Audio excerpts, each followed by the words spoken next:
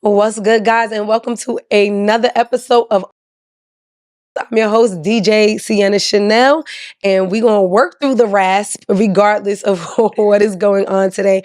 But I have a very special guest, and before she even says anything, let me make sure that I say, I have not been calling you. You have a whole nameplate on right now. I kept saying to our other producer, Bronte, over and over again, no.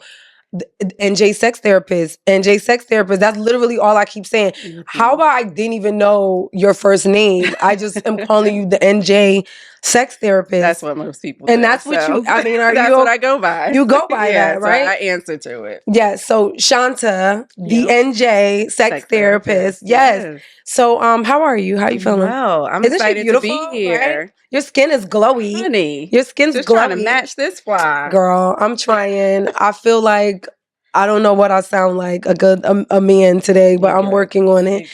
Winter. Wait, time out. What are you using on your skin? Because it's very beautiful. This is not a part of the show, but it's a part of the show. So go ahead. No, I like the glow. So a lot of my friends are mad at me. I don't really use you don't do anything to my skin. So I clean it in the morning with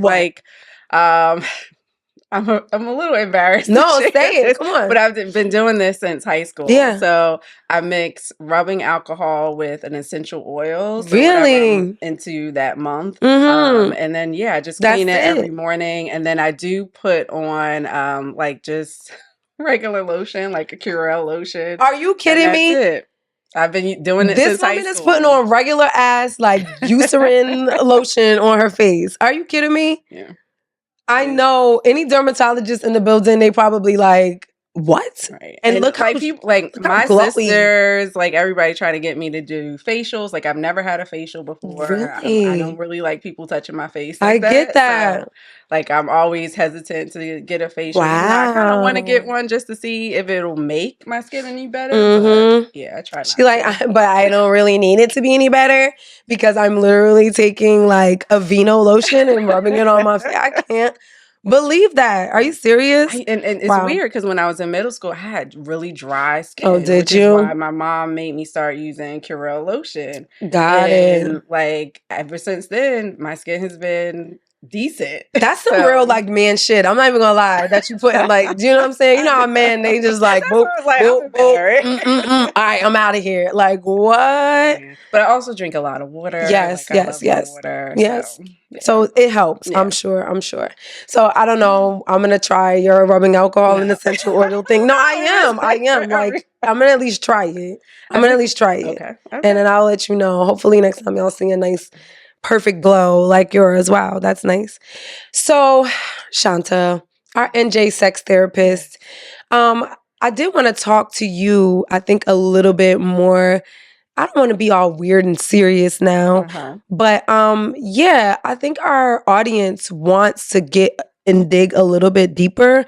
And like I was saying before, you have a career, and a lot of us people out here in the world kind of want to know what that takes, what the mentality was to even go a specific route. Right. So that's pretty much what we're going to get into today. So,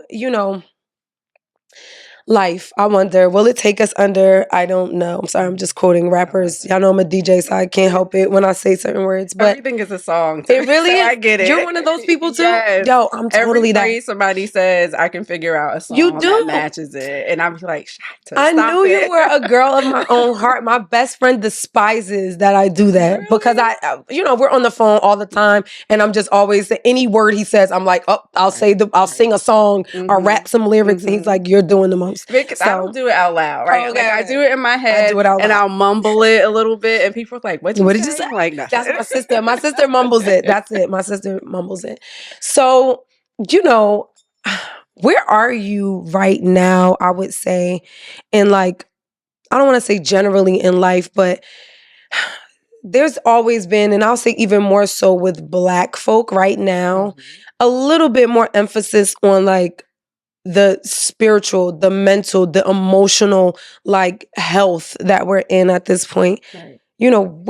Where would you say you are in those places? And you don't have to tell me as a therapist, how to therapize us and tell us you should be thinking this. Where are you in your space of mental, spiritual, emotional health? Yeah.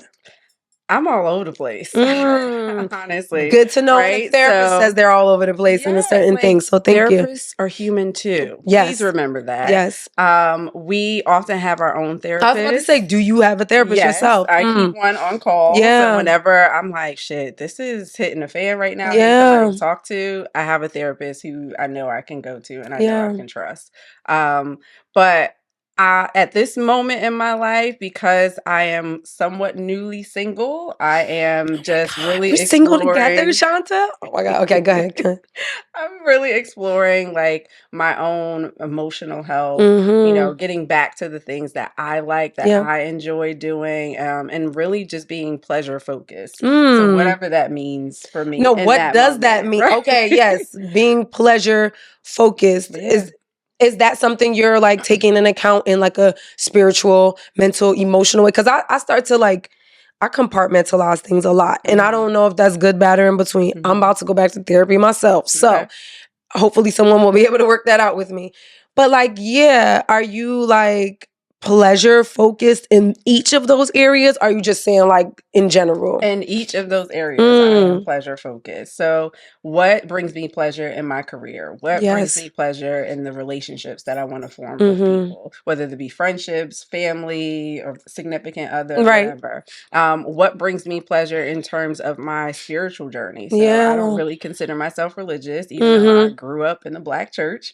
I am very into like, how can I connect to the earth? How can I connect to the universal power that I experience? Because I know I'm not doing this shit all by myself. Like something else is intervening somehow, some way. And so, it's more about being intuitive with everything that I'm doing, like listening to my gut, right? Sometimes it's difficult to listen to your gut because you're like, is this like a trauma response? Is this me just being fearful of certain things? Like, what is this? And sometimes just sitting still, sitting in silence, which can be really difficult at times, especially if I got a lot of shit going on. Just being able to sit and listen to my body, and like if I think about something, where does it show up in my body? Where do I feel any tension, or do I feel some excitement? Like, someone just had this conversation with me like this past like Friday. They were just saying that like how the trauma, I guess, kind of shows up in your body. Right.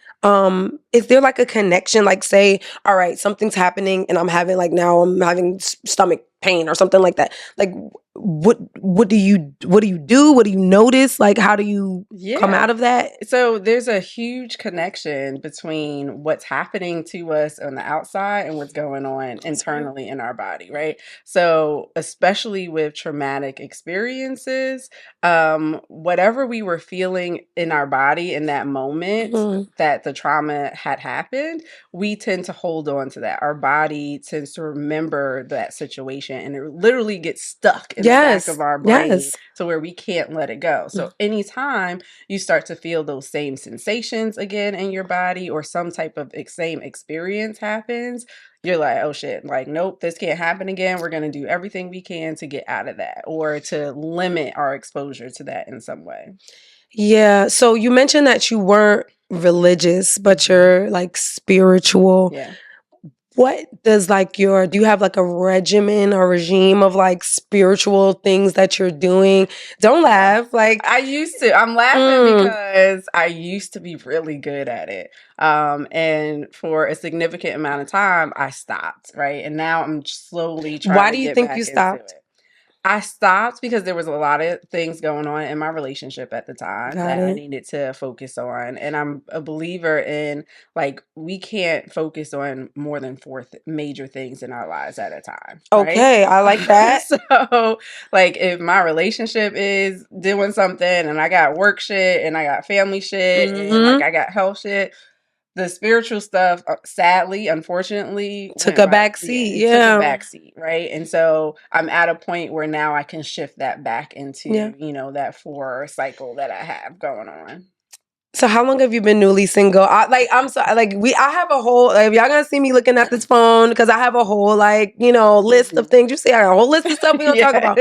But as I hear things, it has to come up because I'm telling you, I'm like first time single, super dry phone. Like I'm not even worrying about my phone like going off during. I ain't put on do not disturb. I used to put my shit on do not disturb if I was doing an interview or doing something. My phone always is on do not disturb whether I'm single or in a relationship. Really? Because my phone goes off a lot.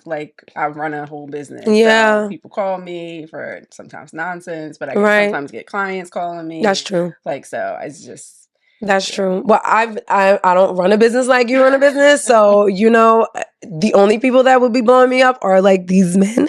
So now I feel like I'm so like dry, like figuratively and literally. Oh, okay. I'm very dry. No, yeah, I'm not dry. No, I'm not dry like naturally. Sorry, but you know what I mean. Like, girl.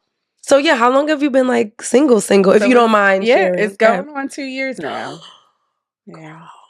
Yeah. And you like it? You're okay? I love it. So, before I got into my last relationship, I was actually beginning to explore consensual non-monogamy. And so I dabbled in it a little bit. And your partner was cool with this at the time? He was cool with it at the beginning. We were still getting to know each other. Okay. And then he wasn't anymore. Exactly. I figured. That's not a major reason why things didn't work out, but it was a part of that. Got it. Because I still wanted to continue to explore that a lot more.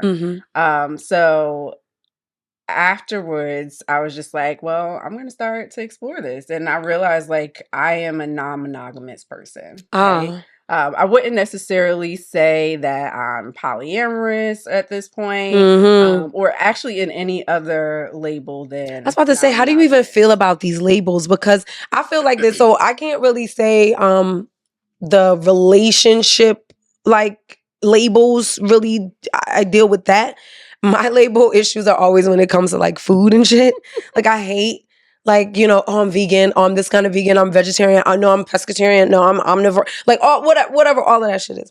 Because I really do, I deal with like binge eating, So, sometimes I'm not being my best vegan self. Let's just say that. You know what I mean? And it's normally like an emotional trauma response as to why now I need a piece of fried chicken. I need a piece of fried chicken. Right. Okay. So, I haven't, let's say I haven't gone that far to the fried chicken anymore, but I get damn close. Let's just say that much. And yeah, like how do you feel about the labels, like the relationship titles, labels in general? Because I'm always learning like a new way to say, just like with the food shit, you're always learning to say like a consensual non-monogamous, or I'm like a single polyamorous, single poly, all of these things. It's like, oh my gosh. So yeah, so how did you come to this idea of claiming that label of a consensual non-monogamous person? Yes. So in general, I don't like being put in a box in any way, right? And labels that are not self-subscribed, right, often put us in boxes. Absolutely. Like society says, because you do X, Y, and Z, that means you are A, B, and C, right? Yes. I hate that shit. I want to define for myself what I want to be and what I want to call myself, right? And so I feel like saying I am non-monogamous means that for me, depending on the relationship, depending on the person that I engage with, that non-monogamy could look a little bit different, right? So if I connect with somebody who is open to being a swinger, I could do swinging, right? Okay. If I connect with someone who is solo poly, like I would be okay. I still wouldn't label myself as that, but I can kind of connect to that particular lifestyle that they want to live. Right. Because I'm open to exploring and seeing what fits for me and just where the universe honestly just wants to take me. I love that. What's your sign? I'm sorry. I'm a Virgo. We were just talking about Virgos, weren't we? The Virgo women are awesome. I love Virgo women. I don't know about Virgo men. I feel like, we're not going to stick on that today, but I just always like to know who I'm dealing with in a room. I need to know the energy. I'm a Capricorn. Okay. So, yeah, I'm usually good with Capricorn. Yeah, no, we're good. We work well. We're good.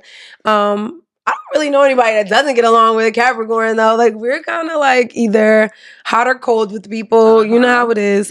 But yeah, anyway. And this was totally not what we were going to talk about at all. But like the monogamy thing for me. So, all right. I've been told in a birth chart that I'm like not going to have a conventional type of relationship, right? In birth chart world. I have been a part of like a polyamorous scenario.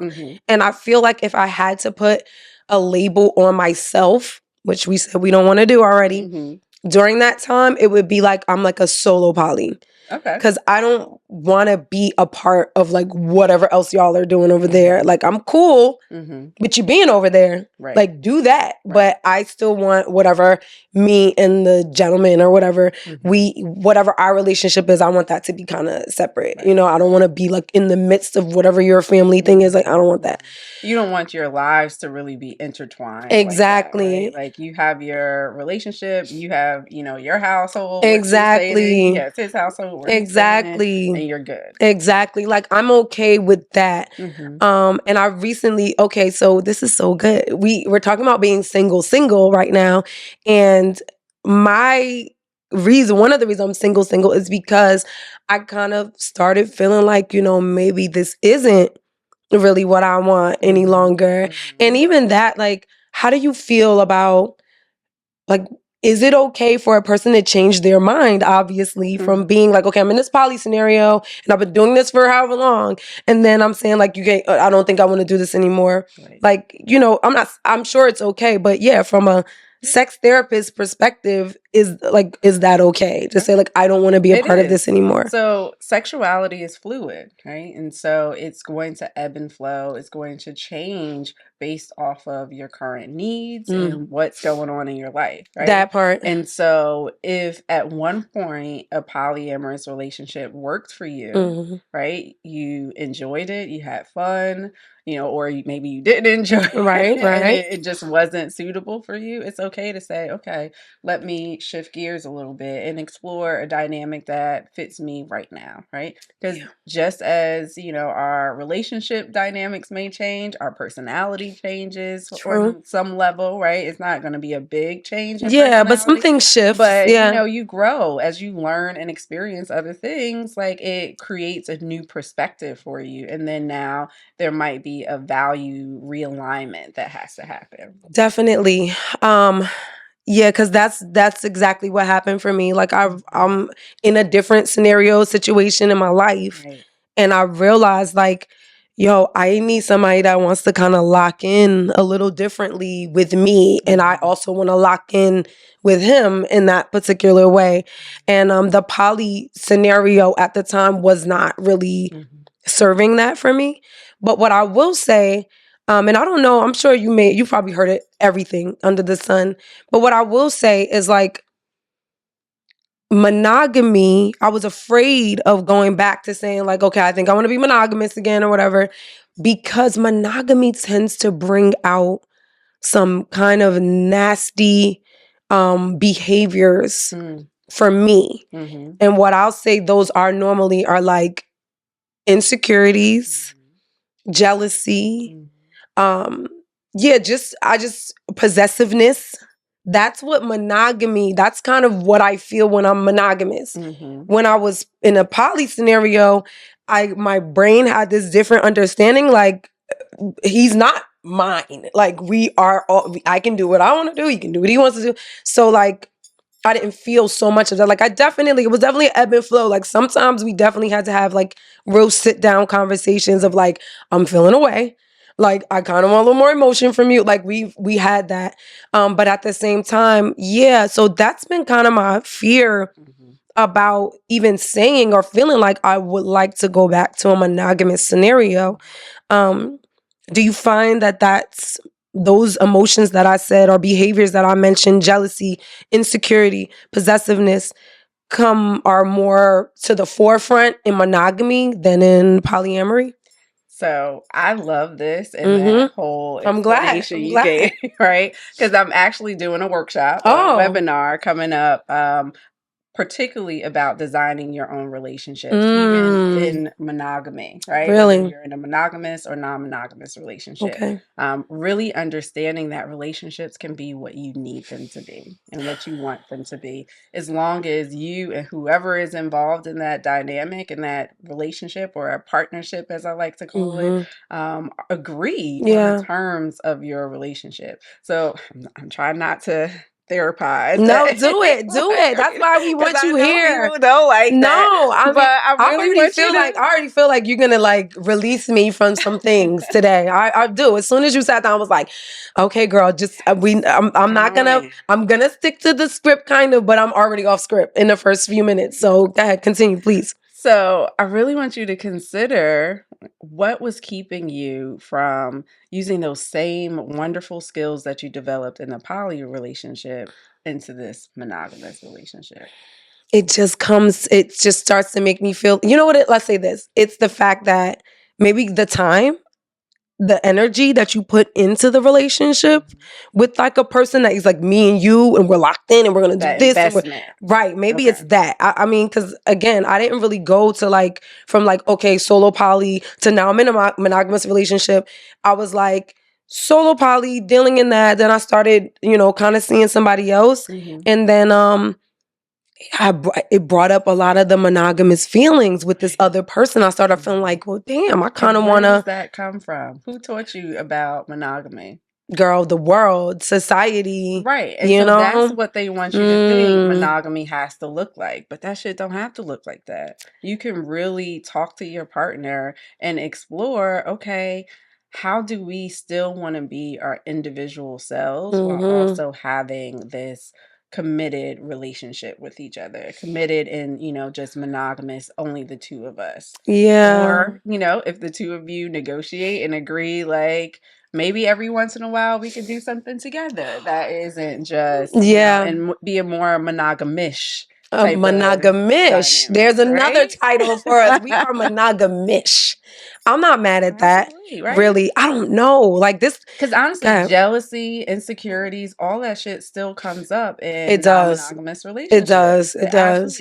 It's just folks who are in, consensual non-monogamy and whatever umbrella it kind of comes down to, they communicate about this, right? They talk about it a little bit more and say, okay, what do I need and for you to provide, right? If you can provide this, or can I get this somewhere else? Can I reassure myself? Can I self-soothe whatever feelings that are coming up for me? And that's it. You said it right there, because in the poly scenario, also my partner was excellent at this. I just felt like because we just were able to communicate. I will definitely say that he taught me that, if nothing else. Like now I do feel more secure in terms of saying what I need, what I want. That was never a thing for me.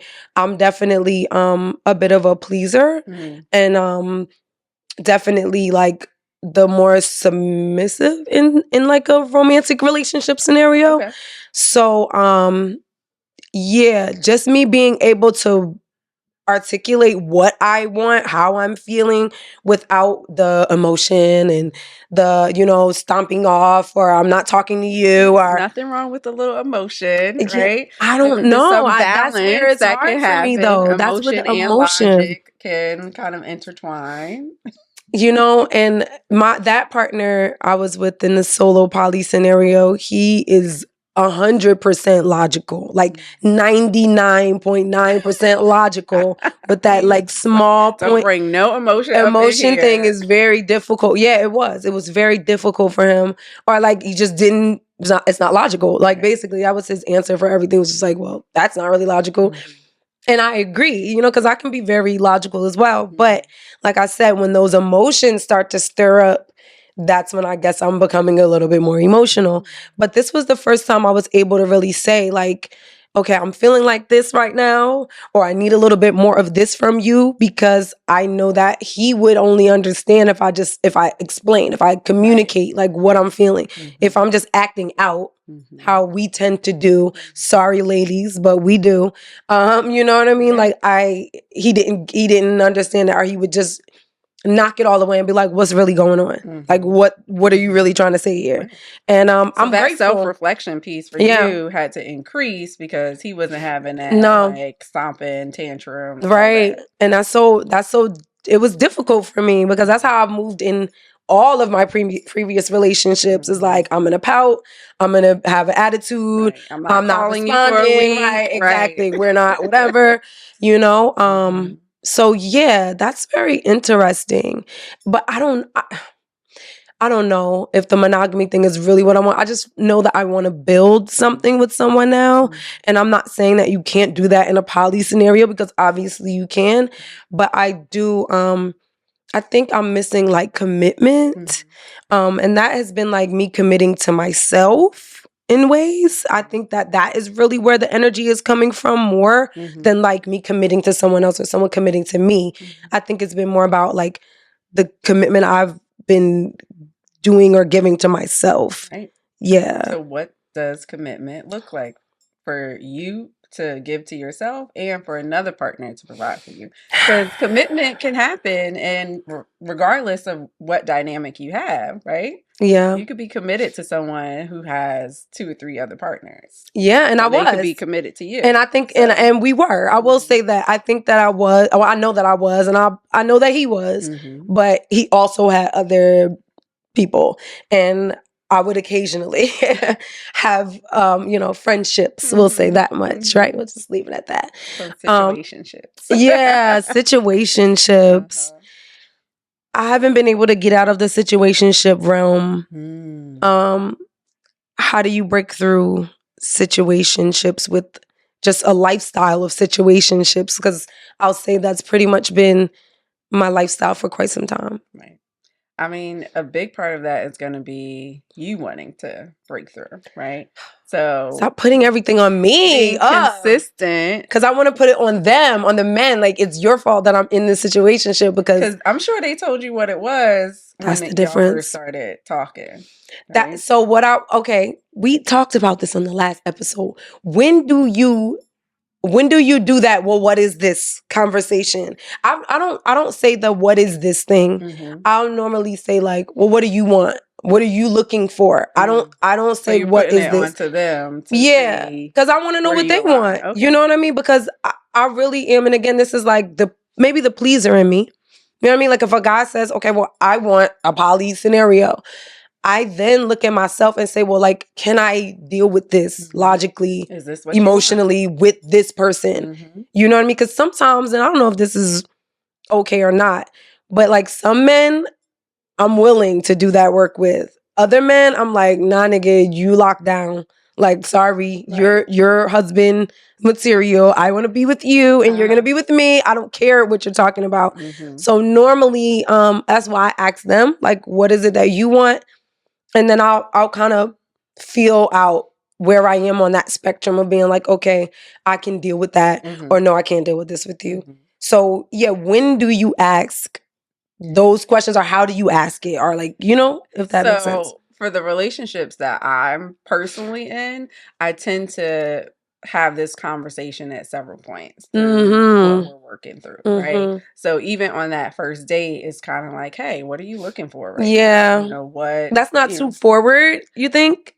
If it is for them, that's on them. It's not for me, right? And particularly when I date folks, they know what I do anyway. Yeah. So they're like, okay, they're open. How do these men come into this anyway? Are they already like, they're like, oh gosh, she knows I don't have like a. Like, it depends on how they met me, right? So most folks, I tend to just meet in person because I don't really like to do the online dating because I'm so active online. Got it. So I just try not to do it. But so the past few guys that I've met actually just being out and about in the streets. And so the interest was there naturally. Got it. And then later on, they would like Google me or look me up. Don't Google me. And then That's all you gotta say. Don't look it up. Just get to know me. Do not Google me. Right. That's why I like meeting in person. It gives them the opportunity I get to that get now. to know me a Totally. little bit better first before all the stuff.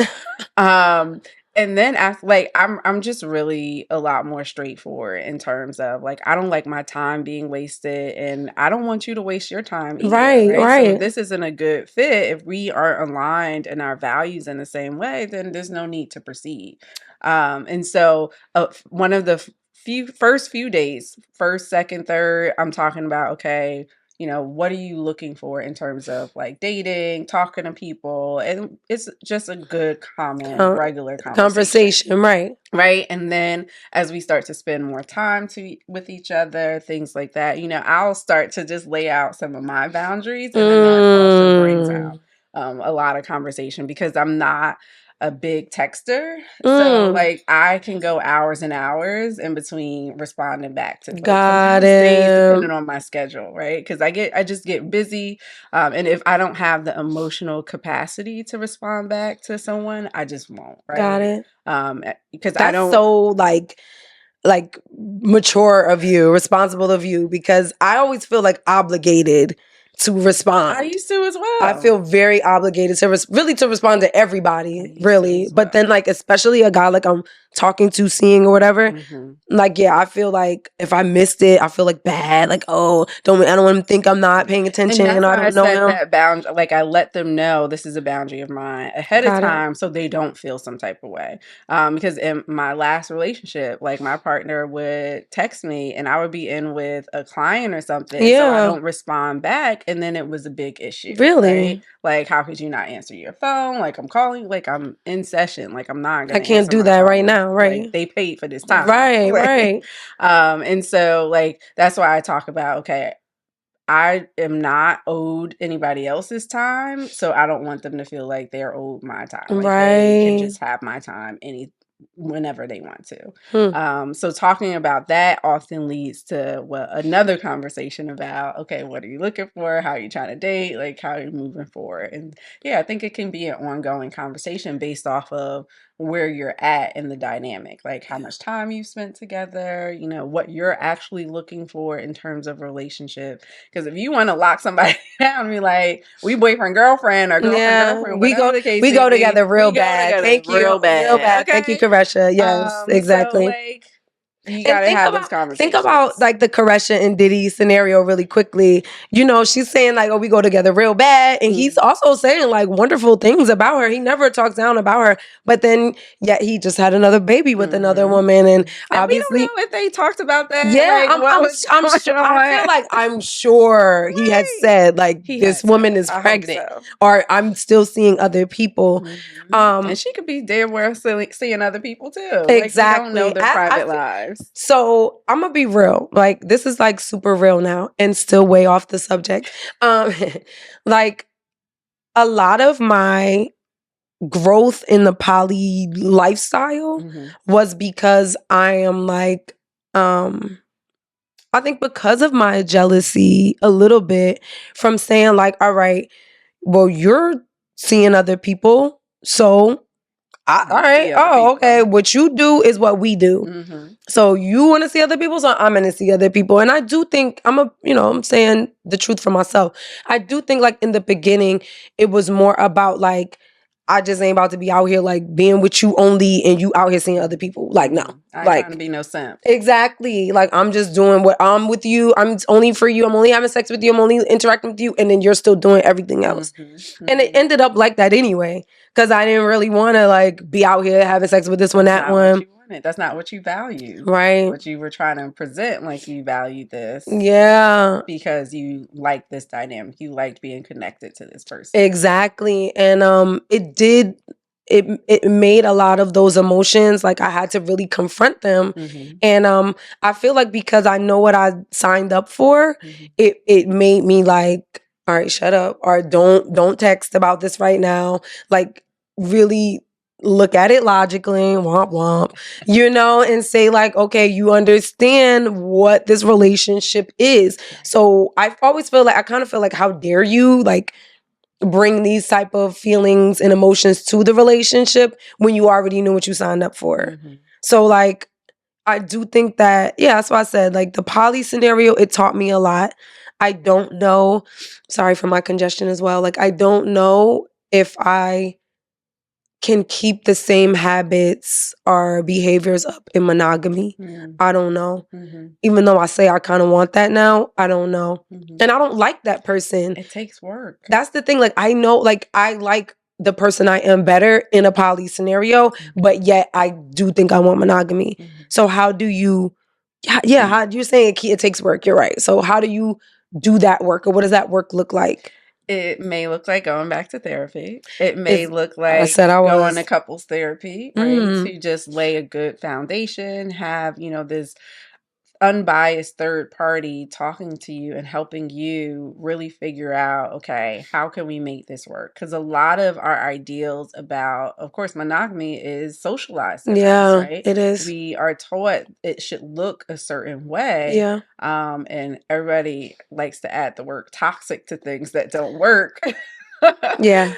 Like it kind of becomes toxic, a toxic belief, limiting beliefs that keep you from actually being your best self. Like you're thinking, oh, it has to be this particular way because we are in a monogamous relationship. Right. And it doesn't. You really can design it the way you want to, right? And so if that means, talking to each other about jealousy and insecurities and, allowing each other to be your individual selves and trusting them to say, hey, I'm going to come back, right? I'm going to be here.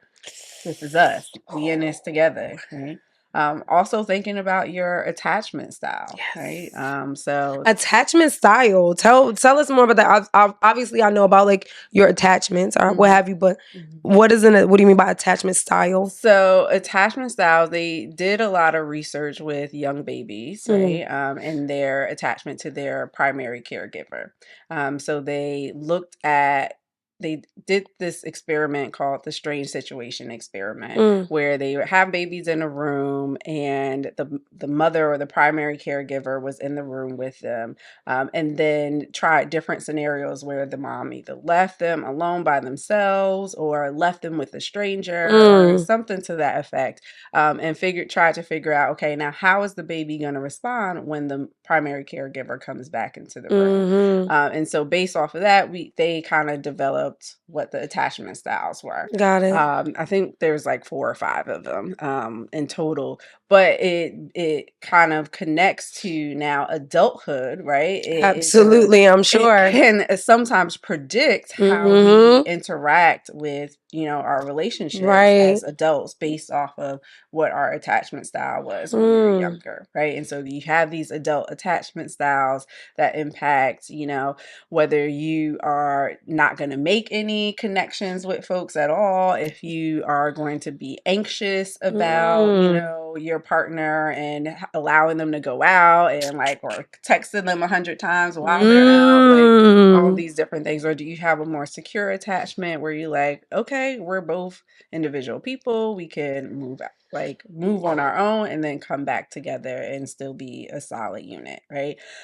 It's there's no necessarily good, bad, whatever. It's just a way of determining, okay, how do you interact and navigate relationships? Because what's coming up for me as you're saying all of this is I know that I deal with abandonment from, whatever, parent stuff, whatever. So yeah, now that you're saying this attachment style, that's definitely making me think light bulb, okay, if I'm already dealing with abandonment stuff, issues, validation is a big one for me too. And I'm sure that's connected to the abandonment on top of that. If that's my attachment style, no wonder I'm the logic part can sometimes become difficult for me, and the emotional part is where I kind of reside. Because logically I know that we are capable as humans to be able to love an infinite amount of people, and that doesn't mean that you do not love and care for somebody else because you love someone else. So we see that every day in our families. Exactly. Right? We have multiple parents, siblings, multiple and that's children. why the poly scenario, I always can get kind of back to it or understand it, because I feel like logically, I know that. Emotionally, I want to be like, nope, but you're right here with me and everybody else is out there. And that's not realistic. And then especially in this world now, it's just like really, it's not. Yeah. What do you do? I always recommend folks read 2 books. Yes. So I don't know authors' names. I'm bad with names. It's all good. But Attached, it talks about just all the different attachment styles and, you know, how you now navigate relationships. It's a great way to start. And then once you finish Attached, go to Polysecure. So Polysecure takes I'm scared of this book already. I'm scared. I'm already scared because I'm saying I want to get out of the poly scenario. But it's good even if you were in monogamous relationships. Really? Because so the Polysecure book takes the attachment styles to another level. I'm sure. It gives a broader explanation of your different attachment styles and, you know, how you can not just like you can heal from it and, you know, navigate your relationships a little bit differently based off of what attachment style you do have. So I recommend reading both of those books, whether you're monogamous or non-monogamous. Got it. Okay, one more question and I want to move on. Can you tell me the difference between like open, poly, non-monogamous, like you know what I mean? Because I like interchange those words all the time. Like, oh no, we're open. Oh, we're like, no, I'm poly, but like, no, we're like so. Right. What is the difference between being open and being poly? Why is it different? Or so how? Non-monogamy is the umbrella term. Okay. Right? And so under that umbrella can be a shit ton. We can't go through all of them, but it's a lot of different dynamics in terms of non-monogamy. So under the non-monogamy umbrella, you have swinging, you have open relationships, you have polyamorous relationships, you have folks who, you know, purchase like sex workers, things like so. There's a lot under that. Technically cheating is under that umbrella, right? And that's when we differentiate between consensual non-monogamy and non-consensual. Got it. Right? There's a lot of breakdowns. But typically when people are speaking of open relationships, they're saying, you know, my partner or partners are able to have other typically more sexual relationships with other people, right? Whereas polyamory literally means many loves. Right? That's what it breaks down to. So people are open to having multiple romantic and sexual relationships. A lot of times people think polyamory is just, I get to just fuck everybody. Exactly. Yeah. Right. And that is not that's not it. Yeah. That is what I did learn about it. That it's not just that. Right. It does make you want to go back to that when you're in your like emotional jealous state. It makes you want to feel like, well, you just want to fuck mad bitches. Like that's basically what this is. Like you just want to have a bunch of sex with a bunch of different women and you don't really care about me. Have multiple deeper committed relationships. And I don't know what scares me more. I don't know which one scares me more. Like the open scenario where you're just having like sex with other people or the like poly scenario where yes, sex could be a part of it, but you're like romantically involved with this person. I'm not sure which one scares me kind of more. You know, if that makes sense. Because like, it does. I don't really want to deal with somebody that's like, that doesn't have a grip or have discipline in their like sexual lifestyle. And I think that I attribute that to maybe both are just like a non-monogamous lifestyle anyway.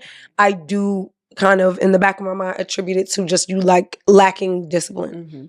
I would have to say the folks that I work with or people I know who are in some level of consensual non-monogamy, those are the most disciplined people They are. They really are. Especially when it comes to their health, their sexual health. Yes. They don't play no games about using condoms. Yep. We getting tested. We talking about these things. And, you know, that's a huge misconception about folks in those different lifestyles.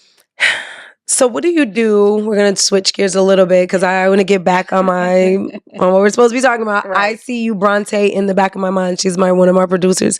I see you, girl. Okay. So what do you do when your back is like up against the wall? How do you respond in a space where like, remember we talked about being like emotionally, spiritually, mentally, like all together, whatever that is. maybe when those times when you're kind of not together in those places, and now you're faced with like some sort of a issue, a circumstance in your life, how do you respond to like your back being up against the wall, or like a I don't want to say a negative circumstance, but yeah, when life isn't life isn't the way you need it to life. Oh, right. Goodness. That's really when I try to tap into my spirituality. Yeah. Right. So doing meditation in the morning and before I go to bed, because that typically will help me calm my nerves and anxiety. I'm a Yes. Virgo. I overanalyze everything. Yeah. It's fucking annoying. I think but that's like I've a earth sign thing, because Caps, Okay. we are like overthinkers, like Right. 1,000,000%. So yeah, It keeps me up at night. So that's when I start to incorporate more of the meditation, because that also helps me, quiet my mind so I can go to sleep. I'm really into tarot. So I have to always remember, break out your tarot cards. They never steer you wrong. Yeah. Right? They bring you at least for me, they bring me some type of peace and solace. Right. And so I know. What do you see if you see like one of those little, like the scary man, the death cards or something? Like, I feel like tarot, I'm always, or any type of like entity like that, I'm always, and this could just be like a pessimistic attitude about things, our response is like, I'm kind of always waiting for the other shoe to drop. So if I'm like pulling cards, I'll be like, oh, like every time, like the next one, I'll be scared, like, oh no, it's a death girl. What happens if you're now? leading with that energy, that's the energy Exactly. when you pull your cards, right? Yeah. So, and if you're kind of like that, possibly having someone trained in tarot to pull your cards, or talk to someone who's intuitive who can help you kind of manage some of that. So I do have folks that I like to tap into for certain things. Like I try to get a reading done at least once a year to just help guide my steps in some way, or I'll do like a larger tarot spread at the beginning of the year to kind of say, okay, these are the goals and ideas and thoughts that I have in mind for this year. So yeah, I really just try to get back into my spiritual practices, talking to my ancestors a lot. So like I like gardening, I like indoor plants and indoor stuff. plants. Me too. Talking I'm to a my plant plants. mom too. Yeah, good. Talking to my plants, tending to them. Yeah, that's very earthy of you. Yes. This is very earthy of you. I get it. And I get it. It helps me tap into my spiritual side, my ancestors, and connecting with those voices and that's when I talk about being still a lot too, so I can really sense what's happening. Yeah, and the talk about the discipline that it takes to kind of regain that, because remember we said that I like you're in the Kaizen method type of vibe, like okay, you have 4 things that you're really gonna focus on there. So yeah, talk about the discipline that it takes maybe to like recenter yourself in that, say, spirituality or emotional, like space that you want to be in. I would say I don't have much discipline. Now, and this coming from the non-monogamous consent. See, I think it has to do with this a little bit. Sorry, go ahead. So I would say I'm not great at discipline because I think of discipline and I think about my childhood and I don't want to go there. It's the word. It like triggers. There's just the word in that in itself. I like to say I'm consistent. Okay. Right? So if I like that too, I feel you. Okay. So if you stay consistent, like that is a very different energy. Discipline and consistency are 2 different vibes completely. And I understand what you mean by that. I like that. Putting this positive energy. I'm doing this because I know, if I continue, I will see a change. I will see the result that I actually want and need on some level. Now, sometimes not what I want, but what I need. So there's days I don't feel like getting up. I don't feel like talking to people. And that's what I do for a fucking living. So like, how can I not?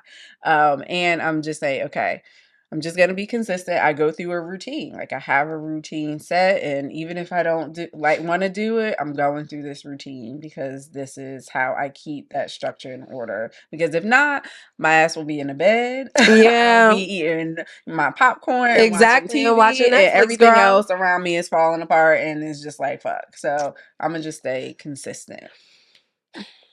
Let me say it this way. Do you think there's a time that you need to not have sex? Like, or be involved in like a sexual relationship?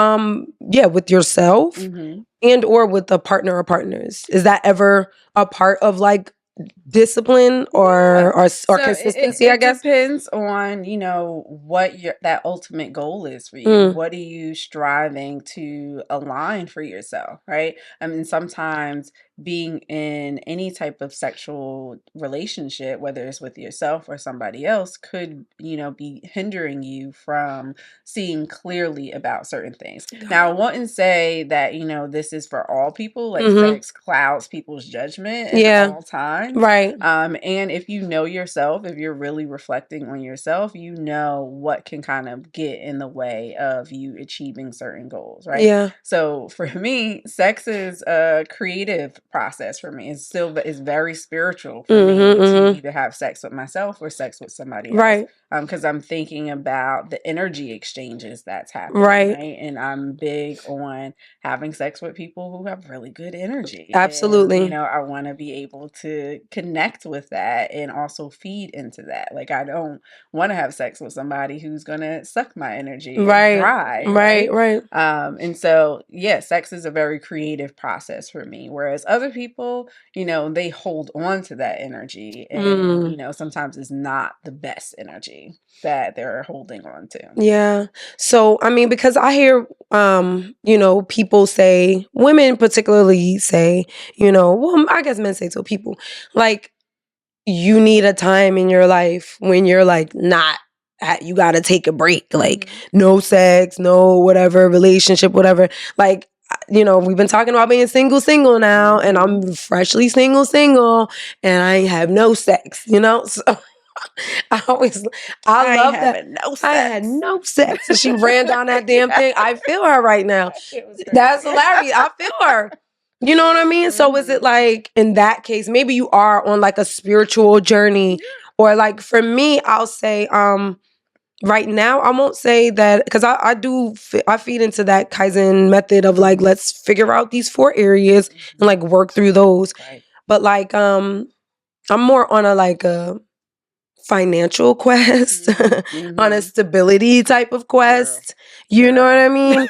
Right. So, and one of our other episodes, I was talking about being like financially stable before being with a person, like being committed in a relationship. And I guess I'm in the process of being like, I'm on this financial quest, this journey or whatever, but like sexually, I'm pulling back as well. So do you think that having the consistency or discipline of not having sex all the time, or being like single, or however that is, like just not interacting in any of those energies, can support some of these other areas that you're focusing on? Does it help or hinder? Because it's allowing you to focus on your priorities and what you need in this particular moment. Yeah. And right now, sex may not be a need for you.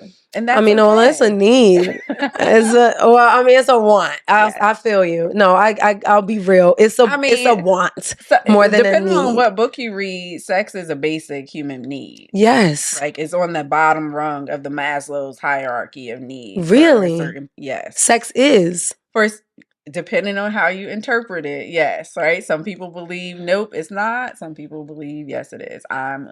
I think you need it. Your body will always provide though for you, right? Yeah. So that's how we end up having those wet dreams. And, right? Because your body is like, okay, we're not getting it. So we got to do something. We're going to show up somehow. Yeah. Right? And that's your body kind of, providing that need for you. I think our bodies are fucking amazing. And literally provides everything we need for ourselves, as long as we treat it right. Yeah. So, okay. More questions. Would you choose the life you've had like 10 years ago, or are you happy with where you are today? I am happy with where I am today. Even single? Even single. I am happy with where I am today. Yeah. I don't believe in regrets. Right? No regrets, y'all. No regrets. I'm going to get this tattoo, as a matter of fact. I'm going to do it. Yeah. I think it's important to get the no regrets tattoo, because it really truly shows there's no regrets. Okay, finish telling me how you have no regrets. I just believe, and I know it's cliche, but everything does really happen for a reason. You may not understand it in that particular moment. Yeah. And I hate for people to tell me that shit in that Yes, particular I hate moment. I that just shit want to be too. I mad. hate I want it. to be upset. Right, Like, leave me right. alone, right? And when I reflect on the, things that have happened in my life, I recognize like, hey, like I would not have experienced this if this would have never happened. Right, right. Like I think about like high school. So I'm a long-term relationship girl, even though I'm Even like though you're non. consensual, Yes, really? I do enjoy long-term I do relationships. too. I do too. I like the consistency of See? it. Mm-hmm. And I just like to be free too. So I like to explore what I want to explore. Go ahead. And Mm-hmm. so, back in the day, high school, I had a high school Sweetheart. Me sweetheart. too. Me We were too. together for almost 9 years. Wow. Right? All through college. Wow. Did y'all go to the same college? No, we did not. Really? Like, no. In-state, out-of-state? We were completely on the different sides of the coast. Wow. Right? I think Okay. he was in Pennsylvania. I was in Atlanta. Wow. Right. And so now that I'm older, I reflect back on that time and how we broke up and ended our relationship. And in that moment, I was like, "Fuck!" Like I spent all my college years with this man. Like I could have been turned up. I could have been, and I was in hot Atlanta. Like exactly, it should have been a plethora of dudes by my door. Right? It was, I'm sure. Still, even though you said no, I'm sure they were still there, yes, girl. Exactly, they were there. Apparently, I didn't remember seeing them, but people were like, "I was right here." Exactly, I was like, no, whatever.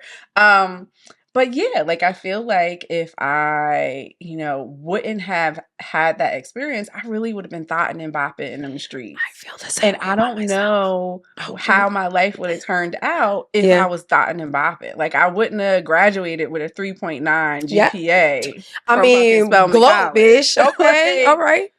So I always tell myself the things happen because they needed to happen for you in order to get to the place where you're at right now. True.